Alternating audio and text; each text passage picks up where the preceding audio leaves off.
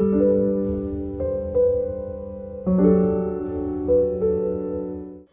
Everyone, আমার একটি নতুন ভিডিওতে তোমাদের সকলকে জানাই অনেক স্বাগত। আশা করি তোমরা সকলে খুব ভালো আছো আর আমিও খুব ভালো আছি। আজকের বারটা হচ্ছে মঙ্গলবার আর এখন বাজে দুপুর 12টা।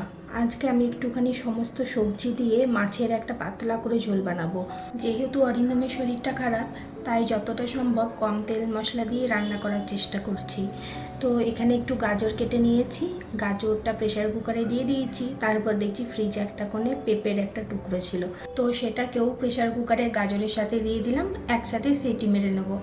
আর এইদিকে কাঁচা কলাটাকে কেটে নিয়েছি আর ওর খোসাগুলোকে একটু ছাড়িয়ে নিচ্ছি। এখন এই ব্যাঙ্গালোরে টাইফয়েডটা খুবই হচ্ছে। যখন ওকে নিয়ে ডাক্তারের কাছে গেছিলাম তখন দেখছিলাম অর্ধেক পেশেন্টই টাইফয়েডের। তো ওর যেমন হাতে চ্যানেল করে যেরকম ইঞ্জেকশন দেওয়া হচ্ছিল, তো তাদেরও সেম দেওয়া হচ্ছিল। আর যারা একটু বেশি উইক হয়ে গেছিলো তাদেরকে তো আবার সেলাইনও দেওয়া হচ্ছিল। তো চলো, ওইদিকে কাঁচা কলাটা কাটা হয়ে গেছে, এইদিকে আলুগুলো একে একে কেটে নিচ্ছি। আলুগুলো কেটে একটু ধুয়ে অন্য একটা জায়গায় রেখে দিই। ততক্ষণে বোর্ডটাকেও একটু ধুয়ে নিই। একটা বেদানা কেটে নিয়ে ও ঘরে শুয়ে আছে, ওকে একটু দিয়ে আসি। বেদানাটা কি লাল দেখো, এত মিষ্টি ছিল বেদানাটা, খুব সুন্দর খেতে। একে একে বেদানাগুলোকে ছাড়িয়ে নিয়ে তারপর একটা চামচে দিয়ে ওকে দিয়ে আসি, তাহলে আর হাত লাগাতে হবে না, চামচে করে খেয়ে নিতে পারবে।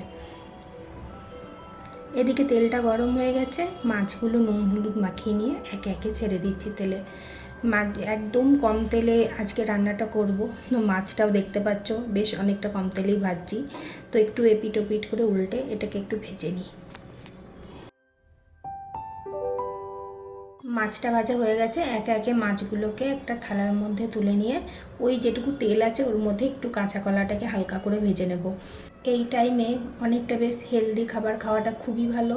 এই ফল, শাকসবজি, তারপরে কম তেল মশলায় একদম রান্না, এগুলো খুবই ইম্পর্টেন্ট। তো আবার একটুখানি মানে 1 চামচও তেল দিইনি, খুবই কম, তারও হাফ চামচ হয়তো তেল দিয়েছি।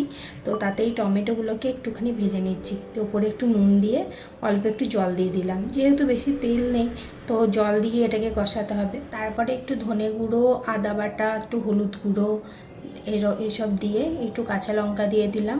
তারপরে ঢাকা দিয়ে একটুখানি এটাকে কষতে দিলাম। এইদিকে টমেটোটাও গলা গলা হয়ে এসেছে, খুন্তি দিয়ে একটুখানি ভালো করে টমেটোটাকে গলিয়ে নিচ্ছি। তারপরে আলুটা দিয়ে দেবো আর কাঁচা কলাগুলোও দিয়ে দেবো। মশলাটার সাথে আলু আর কাঁচা কলাটা ভালো করে একটু মিশিয়ে নিয়ে এটাকেও আমি আবার ঢাকা দিয়ে কিছুক্ষণ হতে দেবো।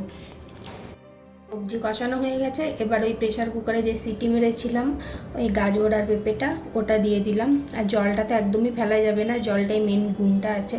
তো ওটাও দিয়ে, জলটাও দিয়ে তারপরে আরও একটু জল আমি এখানে অ্যাড করেছিলাম, কেননা এটা তো আমি 2 দিনের ঝোল বানাচ্ছি একবারে। তো আর একটু জল দিয়ে তারপরে মাছগুলোকে দিয়ে দিয়েছিলাম। এদিকে মাছের ঝোলটা রেডি হয়ে গেছে, একটু ধনেপাতা থাকলে ভালো হতো।